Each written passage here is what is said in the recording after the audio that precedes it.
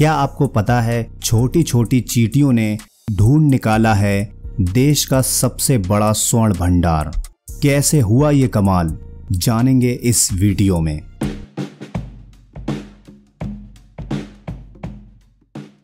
देश का सबसे बड़ा स्वर्ण भंडार बिहार में है। केंद्र सरकार ने जो जानकारी दी है उसके अनुसार बिहार में जमुई जिले के ललमटिया व करमटिया इलाके में भारत का 44% सोना है।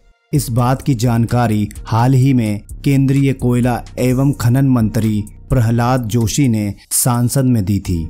इसके बाद से ही ये साफ हो गया कि अगर सब कुछ सामान्य रहा तो जिन इलाकों में नक्सलियों की बंदूकें बारूद उगलती थीं, वहां की धरती अब जल्द ही सोना उगलेगी।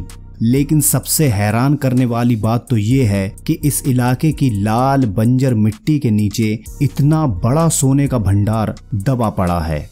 इस बात का पता किसी वैज्ञानिक ने नहीं बल्कि चींटियों ने लगाया था। हालांकि ये बात अलग है कि इसका पूरा पता लगाने में 40 साल लग गए और अब जाकर सरकार ने ये कन्फर्म किया है कि यहाँ देश का सबसे बड़ा सोने का भंडार है।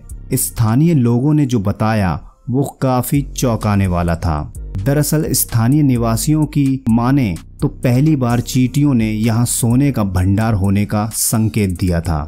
बताया जाता है कि करीब 4 दशक से पहले ही एक बड़े बरगद पेड़ के नीचे चरवाहे धूप से बचाव के लिए जमा हुआ करते थे। इसी दौरान चींटियां खुद का घरौंदा यानी हिल तैयार कर रही थीं।